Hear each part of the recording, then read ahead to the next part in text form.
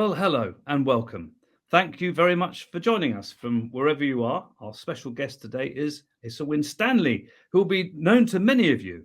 And of course, Asa's been writing about Palestine and the Israel lobby since 2005. He spent 2 years living under Israeli occupation in the West Bank as an activist and a writer. So he has seen and experienced much of what he writes about and reports on firsthand. He's been an associate editor and a reporter with the award-winning website, The Electronic Intifada, for more than a decade. And now he's the author of Weaponising Anti-Semitism, How the Israel Lobby Brought Down Jeremy Corbyn. And that's published by All Books. Did I get the pronunciation right? That's Asa? right. Yeah, All Books. All Books. So the thing is, today, it's today for people who will be watching is the day when the boycott, divestment and sanctions bill is debated and voted on in the House of Commons. It's also the day that the Israeli Defense Forces and the government chose to attack the Jenin camp, having apparently informed the United States in advance that they were going to do so, claiming that there are Palestinian militants in Jenin, and that was the reason for the military, 1,000 or so military attack into the camp. An extraordinary juxtaposition in a way, Asa. Jenin camp, and Jenin is in the occupied territories. International law is very clear. This activity is illegal. If it was in Ukraine, I suspect the media would be jumping all around. But you must come across this all the time. The double standards, if you like, and the fact that here we are today, this BDS bill is being voted upon, and we'll see what happens in the second and reading. But what's your take on both events? Yeah, it's a bit of irony, really, that it's the same day that this invasion is taking place. The British government is actually working against Palestinians, is working to stop the boycott of Israel. But the British government claims that they want a peaceful settlement and a two-state solution and all this kind of stuff. But what we actually see and the reality is, when there is peaceful campaigning against the occupation, against the Israeli occupation of Palestine, of the West Bank, against Israeli oppression, against violence, when there's peaceful campaigns like BDS, the Boycott, Divestment and Sanctions Movement, the British government does all it can to stop such campaigning. And now it's moving to what this bill will do is outlaw public bodies, stop public bodies from boycotting Israel. BDS is a peaceful campaign. Yes, we see. There was actually some reports in some of the British newspapers over the weekend that there were possibly up to 40 Conservative MPs who would rebel, and it wasn't really sourced or attributed, but there was also a claim that the Foreign Minister James Cleverly had his concerns about this legislation. It specifically mentions Israel, but of course, boycott, divest, and sanctions could be applied to any country where human rights or international law are being abused, such as in China with the Uyghurs, which some of these MPs are pointing out as a reason for their rebellion. So it's not. I suppose we know what the trajectory of the government is and what they want. We know there's a decent number of Conservative MPs that want to rebel. But then we look at the main opposition party, the Labour Party, who are going to oppose the first reading, but then want to abstain on the second. So what on earth is going? This is, by the way, you'll know this, Asa, but other people out there elsewhere in the world who are not so focused on Britain probably won't know. But the British Labour Party was at the forefront of the campaign against South African apartheid and launched the boycott. Was part of the launch of the boycott of apartheid goods in 1960. The first Labour council to do so was in 1964 in Hounslow. So here we have what's happening. What do you really make? What do you think is happening domestically with the British political parties and the British government?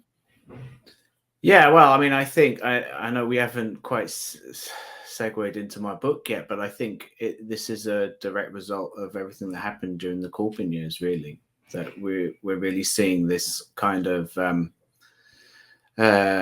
weaponized anti-Semitism was so strong that there is a great deal of fear of being perceived to act against Israel in any kind of way, because we've got this. The Israel lobby has this weapon of anti-Semitism, and the Labour Party has just become completely, during the Jeremy Corbyn years. Jeremy Corbyn obviously was a long-standing supporter of Palestinian rights, a campaigner for Palestinian freedom, supporter of boycott, and the Labour Party as well at the grassroots, even before Corbyn, had moved very much towards being supportive of Palestinian rights, and there's been a big backlash against that kind of position really after Jeremy Corbyn, and maybe we can get into some of the reasons for it. I mean, your book is doing. I mean, you mentioned your book. We want to talk about your book, and it's featured in Amazon's bestseller list. So it's doing pretty well. And I think, I mean, some people say, well, this is very niche. Why would there be so much interest? But clearly there is, for the reason that you say. And before we get into some of the specifics in your book, I mean, again, for people out there, essentially, from what you said, the British Labour Party, yes, it's always had quite a strong Zionist, but a socialist Zionist part to it, and also been very pro-Palestinian. But the idea, and I was a member for 44 years, and all over the country I was members of different. The idea that there was you would join the Labour Party if you were a racist or an anti-Semite is absurd. The whole point of the Labour Party was to be opposed to things like that. So suddenly, I mean, this is the thing. Hey, Asa, maybe you can tell us about it. How did anti-Semitism become such a pervasive issue, so seemingly enormous in the Labour Party that it became the topic for almost every political discussion amongst journalists and politicians? How did it become like that? Well, anti-Semitism was turned into a weapon, essentially, is what happened. That it was just too valuable, essentially, for the right wing of the Labour Party. There was a massive kind of disinformation campaign. So what we saw in the Corbyn years was a kind of a mass movement enter the Labour Party. There was Jeremy Corbyn. Yes, he was the most left-wing leader that the Labour Party had seen in a very, very long time, arguably ever.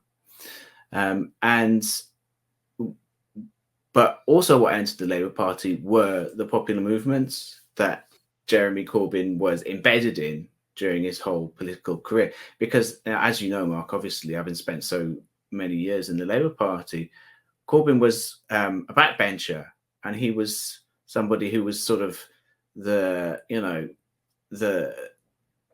long-term rebel against people, people who are more on the right of the Labour Party, like Tony Blair. And so, because the Palestine solidarity movement, the State of Israel, and its pro-Israel lobbyists in the West, has always, for many, many decades, used and misrepresented the issue of anti-Semitism as a kind of political weapon against its enemies. And that is to say, essentially smearing its enemies as anti-Jewish racists and misportraying and misrepresenting opposition to Israel as anti-Semitism. And in a nutshell, that's essentially what happened. That's not to say that I'd say this because I was working for the UN at the time when Jeremy Corbyn became elected leader of the Labour Party. For what it's worth, our branch in New York nominated him, and I nominated him. I've known him for 25 years. I'll be honest with you. He didn't want to be leader, and I didn't think really that. I thought that he would do. he would revive the Labour Party. He would be an end to the new Labour years. It was a surprise to everyone, including him. Including him, and also essentially, inevitably, anybody who actually voted against the Iraq War and was opposed to Labour cutting welfare, which is what half the PLP were trooping in to vote for, was bound to win.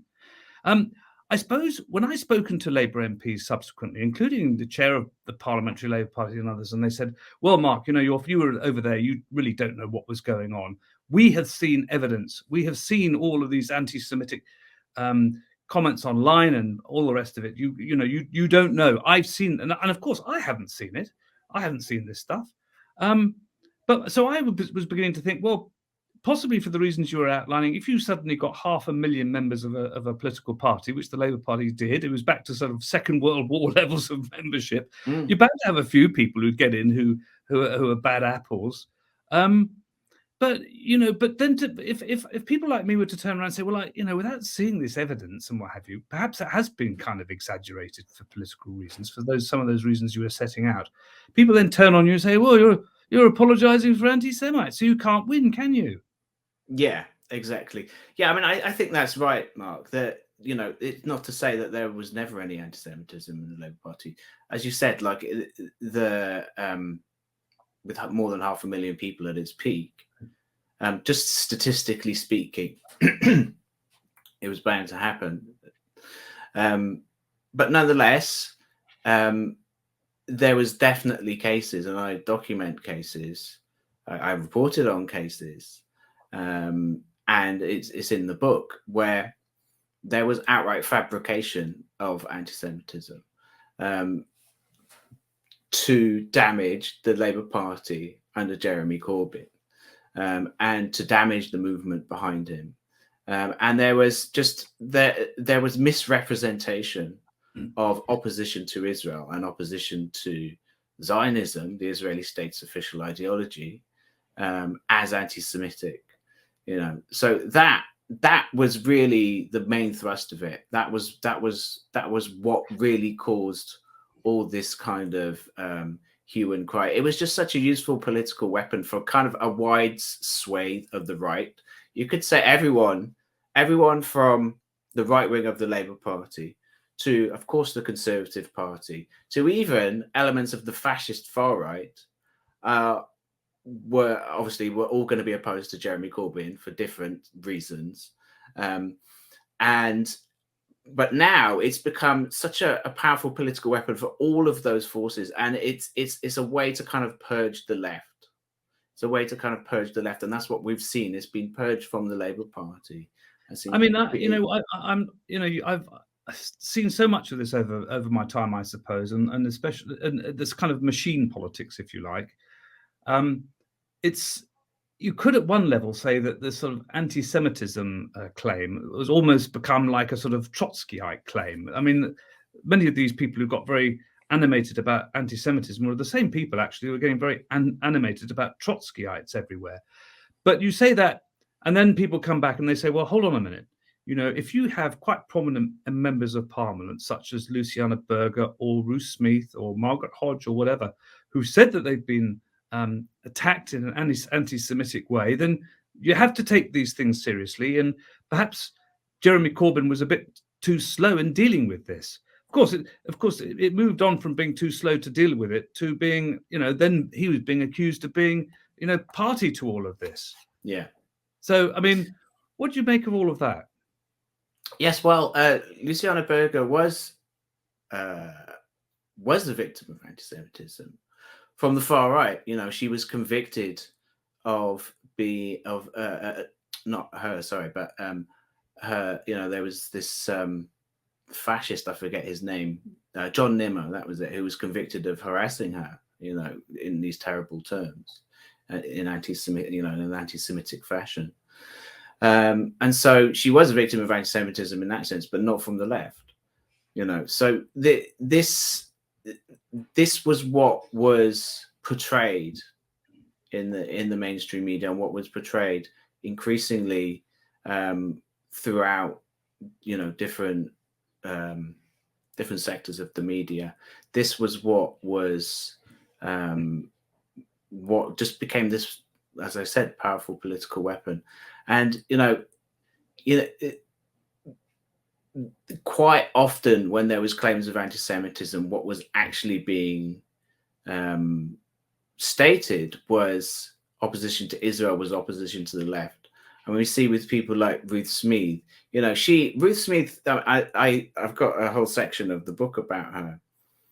She was quite dishonest. She said that at one point, she said in one interview with the Evening Standard that she never speaks about Israel. Well, that was completely untrue. Like she had actually worked for the Israel lobby. She'd worked for pro-Israel groups. She was an employee of BICOM at a certain point.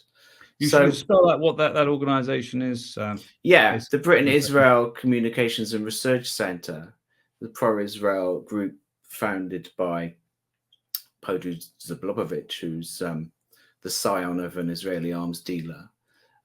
It's a pro-Israel lobby group, essentially. That's who she'd worked for. So, to say that she's just, this disinterested person, of course she's going to be opposed to Jeremy Corbyn. Of course she's going to be opposed to the movement behind Jeremy Corbyn, because they were opposed. They're opposed to Israel. They're opposed to war. These kind of. I mean, I wouldn't necessarily say that people like Jeremy are opposed to Israel per se, but they are pro-Palestinian. They do. I mean, some, of course, as you know, believe in a two-state solution. Others believe in a one-state solution. But essentially, all of that ends up being sort of pushed. People become quite nervous about arguing for these things if every time you start being critical about Israel. And on this day, we just mentioned at the beginning of this is a major military action by Israeli forces inside Jenin refugee camp. It's illegal under international law, but a lot of Labour people are actually quite frightened of actually speaking out now. So I suppose, would you say, and I suppose also you better spell out what the Israel lobby is, because people know exactly what that means in America, but not so much here. Do you think that there are obviously, there is a powerful lobby that does Israel lobby that does want to conflate anti-Semitism with criticism of whatever Israel is doing? Yeah, absolutely. Yeah, and there's no doubt that happens. The pro-Israel lobby, I mean, look, it does have power, does have a certain amount of power. It portrays, okay, so let's start at the beginning. Many states have organizations that lobby in their own interest, and this is something I talk about in the book. For example, you could say there is a Qatar lobby. There are organizations that lobby for the state, for the interests of the state of Qatar in the West, and I actually list some of those in the book as an example of lobbyists and lobbying. But when it comes to the state of Israel, all of a sudden it becomes this kind of forbidden term to say Israel lobby. And it's kind of fairly ridiculous in a way, but like Israel lobbyists actually use this term themselves. They don't like it when you use it about them. They don't like attention. I mean, any lobbyist is not going to like attention being drawn to its activities, because they'd rather operate behind closed doors in the corridors of power, essentially. But I think the Israel lobby, especially because Israel and its crimes are so unpopular in the general public, drawing attention to that is a really powerful way of, trying to bring an end to its crimes. Did you, when you were putting your book together and researching and writing it, I mean, did you come across any actual evidence that there is kind of political interference? I mean, there's constant claims been made about political interference that's come from Russia and Russian money in American politics and British politics. Did you come across similar claim? Well, obviously there may have been claims, but have you actually come across evidence that there may have been meddling in British politics by the Israeli government or its agencies? Yeah, absolutely. There's massive amounts of evidence of that. So just one example. I mean, a great deal of the evidence of Israeli interference in the British political process came out in the TV series Undercover Investigation by Al Jazeera in 2017. And it's incredibly relevant to what happened in the Labour Party, because they did their investigation in the latter part of 2016. And what they did was they infiltrated Al Jazeera. They infiltrated a undercover journalist in the pro-Israel lobby in Britain, and in a second series for the pro-Israel lobby in the United States. And for the pro-Israel lobby in Britain, it was actually within the Labour Party. And so there is groups like the Jewish Labour Movement and the Labour Friends of Israel. Both of those organizations really interfered in the political process. Just the most famous example from that came out from that series was probably the £1 million, the infamous £1 million. So there was this Israeli embassy agent, Shai Massot, who was caught on the undercover filming, discussing a sum of £1 million in funding for trips, for essentially propaganda trips to Israel. And we don't really know what happened to that £1 million, but they state, and he was discussing this with Joan Ryan, who was the former MP, then the MP who ran the Labour Friends of Israel. And this £1 million funding, it was supposed to be, it was alleged to have been funding for, I mean, they claimed it was funding for trips for young people to Israel, which they claimed was openly advertised. I asked them where they'd openly advertised it, and they didn't respond to my request for comment. But it would have been a lot of funding. Essentially, it would have been far too, like the Labour Friends of Israel's trips to Israel and the occupied West Bank.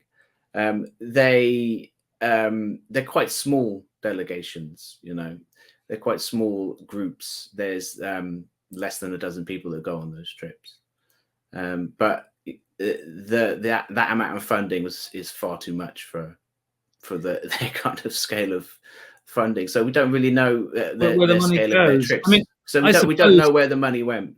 I suppose they'd turn around and say, well, yes, but the Kabu, they send people off to the Israel Palestine, and they do the same kind of thing, and they will try and get in. All these organizations still got to get money from somewhere. That's probably what they would say. But yeah, I mean, it is quite. I mean, I suppose there's a people could also say, well, there is actually a bit of a difference, because Labour Friends of Israel, I mean, you are actually saying that you are a friend of a state that has been accused of practicing policies of apartheid, both from within the United Nations, from human rights organisations, and this for the British Labour Party, you would have thought would be kind of anathema. If a country is practicing apartheid, that you could have a group that's called Labour Friends of. Yeah. I mean, I think this is exactly the point, that I mean, for one thing, the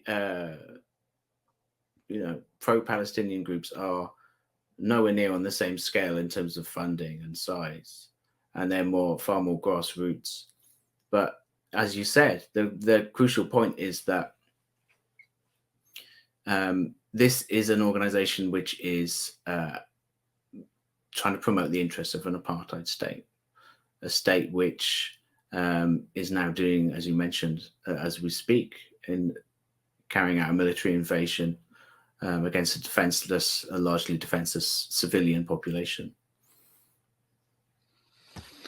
Yeah, and on it goes. I'm just thinking, to put together a book like this, and there have been a number of other spin-offs from your book, of course. You must have come under quite a lot of pressure. I mean, I imagine there'd be a lot of publishers that would be a bit nervous about taking your book on, given the hornet's nest inevitably, from all that we've been talking about, the hornet's nest is going to be poked by it.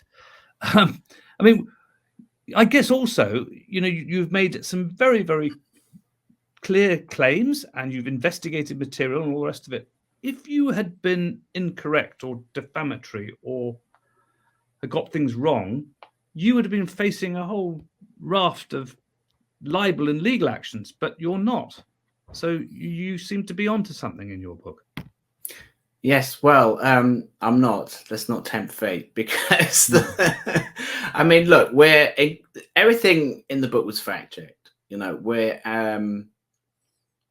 It was extremely. There was a lot of checks done, and it is based on reporting which itself was fact checked. Electronic Intifada. Everything that we publish is very closely fact checked. But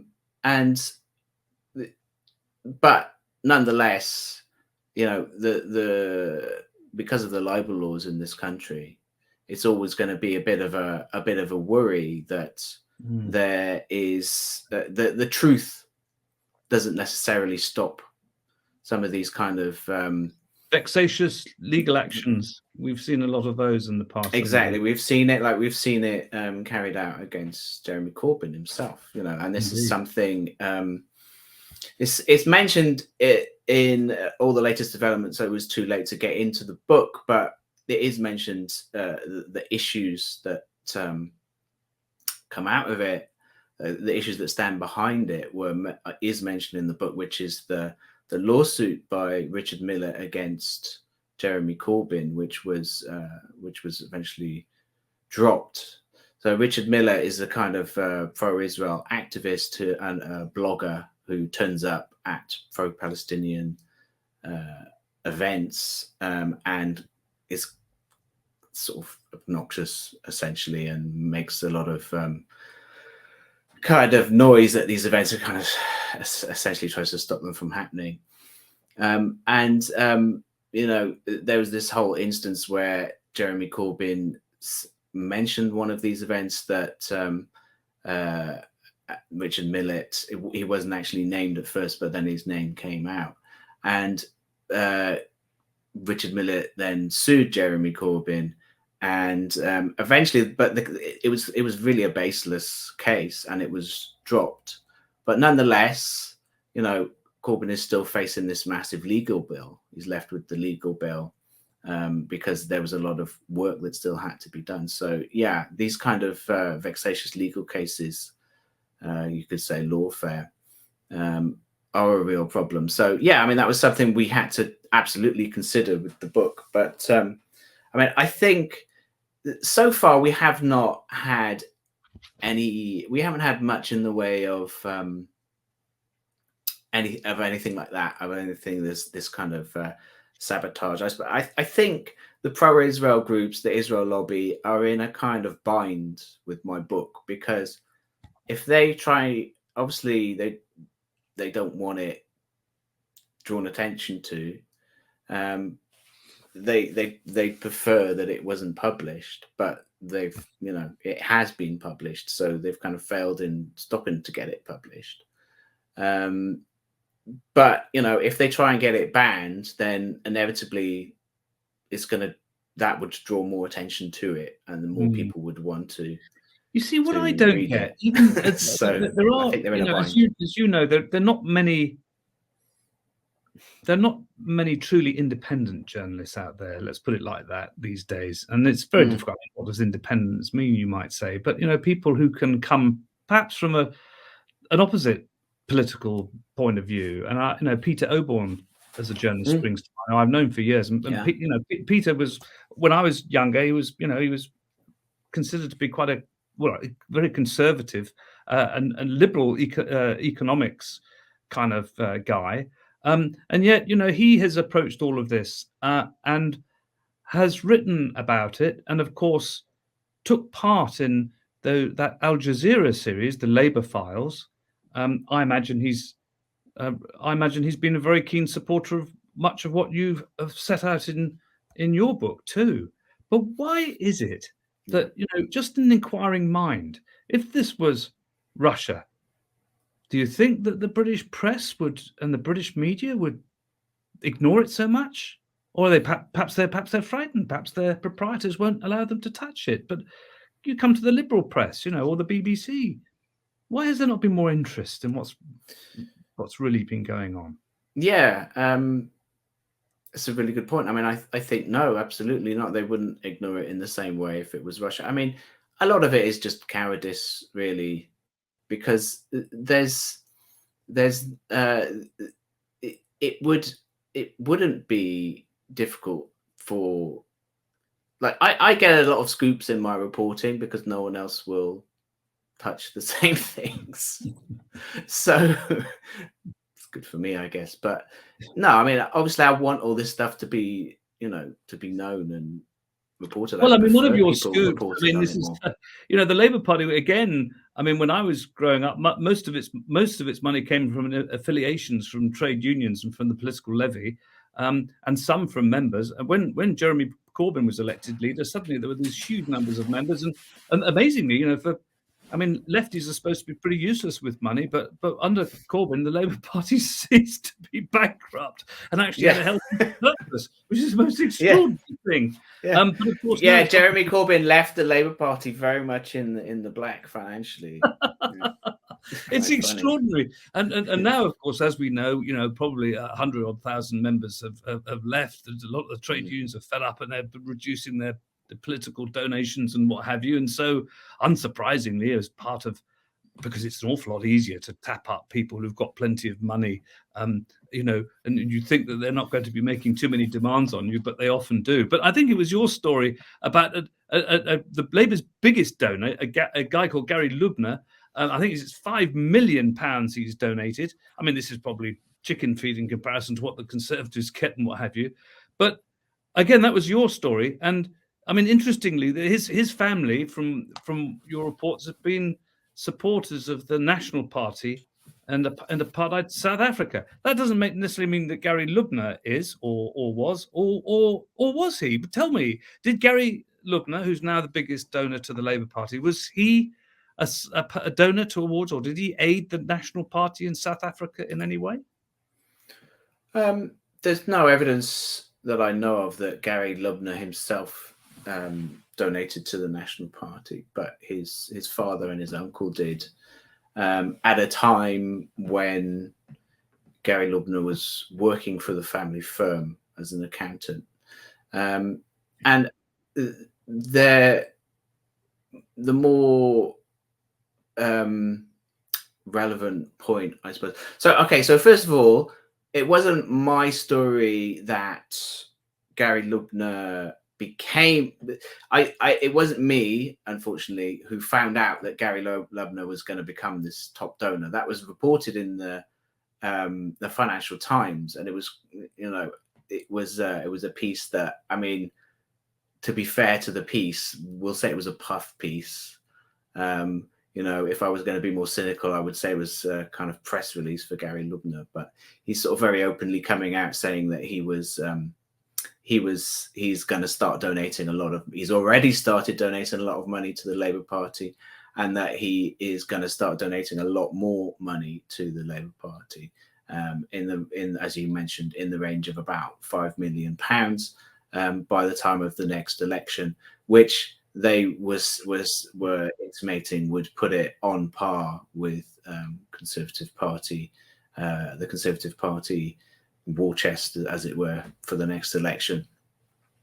Yeah, I mean, and there's no suggestion, by the way, that Gary Lubner or anybody else is saying, right, you can have this money and basically you must support our view, whatever it might be, on Israel, Palestine. You must oppose BDS. My word, nobody's saying any of that. And I suppose that leads us neatly on to where we are now, Asa, because the debate about the boycott, divestment and sanctions bill is taking place today.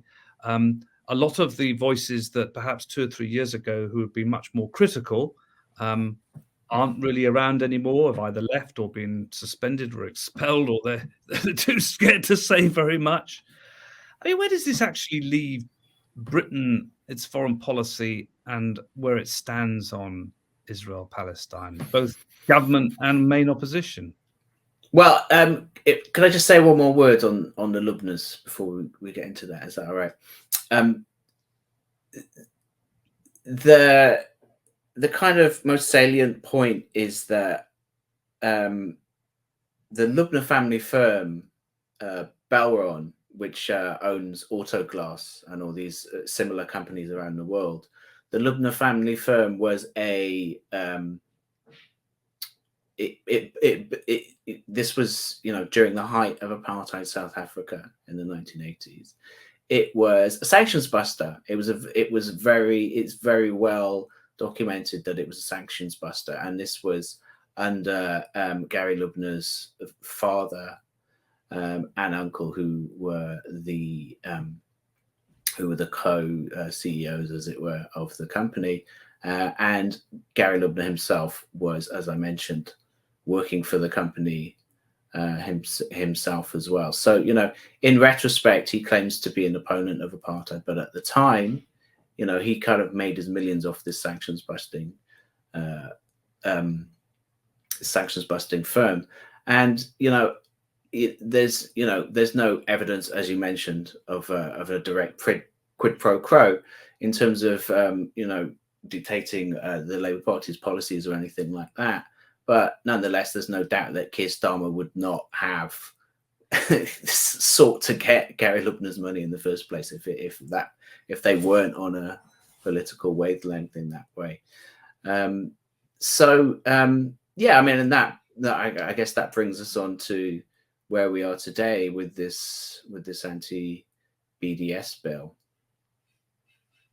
And the chilling effect, perhaps, of what's happened over the past 3 or 4 years. I mean, when we do see, you do hear this from a lot of people. They say, "Look, isn't it incredible that what is referred to as a war between Russia and Ukraine is referred to as a conflict between Israel and Palestine? The double standards are there for all to see, but people are much more nervous than they might have been 3 or 4 years ago of actually speaking out." Yeah. Because of this conflation. And in fact, Asa, you're probably aware, we did interview the architect of the IHRA definition, for instance, Mr. Stern, very concerned, as you know, that this could be conflated and with those who are being critical of Israel for its policies. But it has had that chilling effect, hasn't it? Yeah. And where do you think things go from here? Good question, but it's a tough one. I mean, I think that there is absolutely a chilling effect, and there is a fear. There is a fear of speaking out, and it's spread to other parts of society. It started in the Labour Party in a way, and it's spread to all sorts of parts of society. We see, academia, for example. We see the president. The elected president of the NUS, has been removed and fired from her job, even though she was elected into that position, simply because she's a supporter of Palestinian rights. The academic David Miller was fired from his job. Jeremy Corbyn was removed as a Labour MP even after he was no longer the leader of the Labour Party. Just with things like the IHRA definition, absolutely has this chilling effect where we've seen just very uncontroversial examples of Palestine solidarity, like the most kind of I guess you could say fluffy and friendly example of Palestine solidarity, the big ride for Palestine, a sponsored bike ride raising money for Palestinian children's mental health a couple of years ago. Tower Hamlets Council cancelled their rally, citing their IHRA definition. It took a freedom of information request by the Palestine Solidarity Campaign to get this fact out, but they cited the reason for the cancellation. They cited the quote-unquote controversy within the Labour Party, and the IHRA definition, which meant that the big right for Palestine could have been defined as quote unquote anti-Semitic, potentially because it's said that Israel is an apartheid state, which is, you know, is a really increasingly uncontroversial statement, which is something that is backed by all kinds of human rights organizations around the world, including the Israeli human rights organization B'Tselem. And so, yes, it absolutely has this chilling effect, because it means you know, not only are you going to be kicked out of the Labour Party, there's for supporting Palestinian rights, there's the potential that you could be, you know, you could lose your livelihood, you could lose your standing, you know, your public standing. You could lose your bank account. I mean, this is to also this. It's in a way, it's almost like a broader issue about freedom of speech, about holding opinions that other people may disagree with. Yeah, I doubt you're much of a fan of Nigel Farage. I'm not, but I was extremely disturbed to see that his bank account had been frozen on the basis, it would seem, of claims made in Parliament of him receiving £500,000, £500,000 from the Kremlin, which was a claim made by Chris Bryant MP under parliamentary privilege. Now, other people apparently have had their bank accounts closed, and that once you have a bank account closed, if you're a PEP, a politically exposed person, that means almost anybody who's got a very controversial view and is a public figure, it's very difficult or nay impossible to open another account. So in a funny old way, this kind of bearing down on critics of Israel can be seen elsewhere. Different issues you and I may not agree with, but at the same time, we would probably say, I'm sure we'd say, you've got a perfect right to be for Brexit or whatever it is that you're in favour of, without having that censorship. So do you think in a funny old way, your book is kind of exposing the effects of all of this, which is kind of leading to a kind of censorship, would you say? Yeah, absolutely. I mean, I think that it is, and it has become a freedom of speech issue. You know, it absolutely has. You know, and it's about far more than just the Labour Party left, or even the Labour Party as a whole. It is about the freedom and the ability to be able to discuss even controversial subjects, controversial topics, without you know, being smeared as a Jew hater, or just without losing your livelihood. It is extraordinary, and I've come across Jewish people who have been accused of being self-hating Jewish people because they've been critical of Israel. And I mean, so many of the people kicked out of the Labour Party. Yeah, I was just going to say, extraordinary. No, it was Chris Mullin, a former Labour MP, who was saying this to me. He said, I mean, the media doesn't seem to be particularly concerned or interested in the fact that 60-odd Jewish members of the Labour Party who happen to be rather critical of Zionism and critical of the Israeli policies in the occupied territories are the ones who have been booted out, including a former concentration camp survivor. Yeah. I mean, you would have thought that would be quite a big story in the Daily Mail, wouldn't you? Yeah, well, I mean, this is the really concerning thing, that and this is just an example, and it just shows how, as I was saying before, like it was not about anti-Semitism. It was not about anti-Semitism exists. You know, in the United States especially, you know, we've seen these terrible, violent attacks against synagogues. You know, this is such as in Pittsburgh and so forth. We were talking before the call about Viktor Orban, and that, you know, look, there's all kinds of valid criticisms of George Soros, I'm sure, but at the same time, he has been demonized in anti-Semitic terms. So, you know, anti-Semitism does exist, and it is overwhelmingly on the far right. You know, that's the reality of it. It's not Labour Party members who have gone into synagogues to violently attack Jews. That just doesn't happen. Well, I worked with, when I was at the United Nations, I worked with some of the members of the Jewish community in Brooklyn and Crown Heights and what have you, and putting together a big event around just that incident you were talking about, the massacre in the synagogue. And yes, I mean, look, the left has been at the forefront of fighting racism of all kinds, and this is why it just became so difficult for so many people, almost embarrassing, actually. Yeah, it did, and that is why it was so damaging, because it kind of it split the left, because it was personally hurtful, because people don't want to think that they're doing that, because it is such a terrible thing, genuine anti-Semitism, and so the people misusing it and weaponizing it in this way are really kind of guilty of damaging the real anti-racist fight and the real fight against genuine anti-Semitism. In a way, yes. Problem. Also, beyond that, is if it's something is bandied around and people have eventually become a bit inured to it, saying, well, you've cried wolf, you've attacked all these people, especially these Jewish members of the Labour Party. I mean, how can they be? I mean, it's just nonsense. So it's kind of really counterproductive, and actually possibly encourages the growth of anti-Semitism and racism. Yeah, so absolutely. It has a perverse role.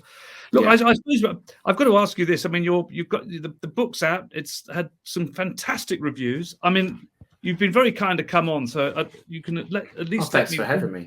Some of the words that people have been saying. And Noam Chomsky, yes, I mean, he endorses your book. This is a revealing record of the sordid story. It provides much insight not only to the ugly tactics of supporters of Israel's crimes, but also into the deep fear of democracy in dominant elite British culture and their media and other institutions. Helen Marks says, from Jewish Voice of Labour and Liverpool Friends of Palestine, an excellent, easy-to-read, factual account of the unprincipled witch hunt against Jeremy Corbyn, the left, and supporters of Palestine. A must read. There are so many. Gala Karma is a great friend of ours. She's a member of our board. She says, a must-read authoritative reference source for the use of researchers, journalists, and all who are concerned about the demise of a once proud British political party brought down by the deliberate weaponisation of anti-Semitism. So, I mean, it's people have got to get out and buy your book. And I should just ask you, before we sadly conclude things, Ace, I mean, you're out and about, presumably you're going around the country doing a book tour. I mean, what sort of reception are you getting? And also, have you had people or organisations that are trying to stop you from going about your business selling your book? Not yet. Not yet.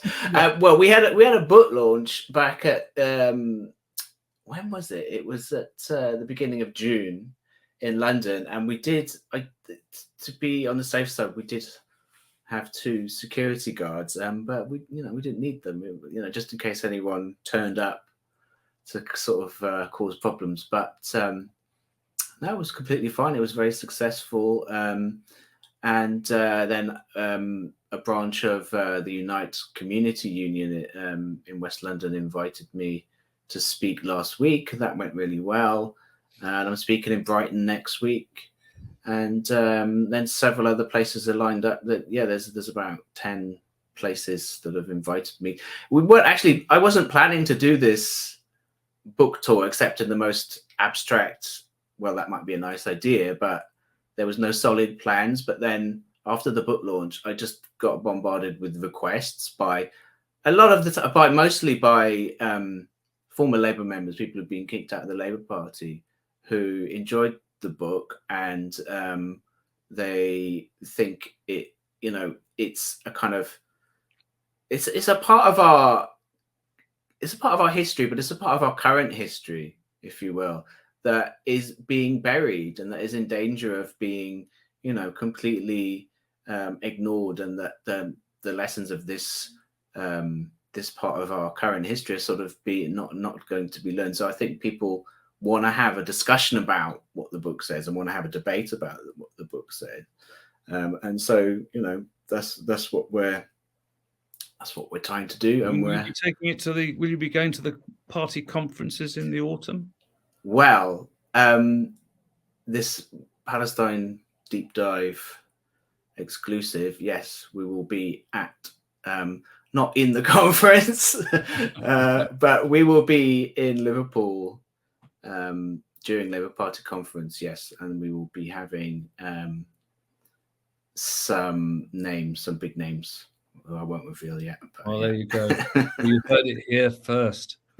So look, thank you so much, Asa, for joining us. It's been a very illuminating discussion. Yeah, thanks for having me, Mark. Enjoyed it. And we must have you on again. Good luck with the book tour. Good luck with the conference tour and everything else. And we'll meet again. Thank you very much, Asa. Thanks.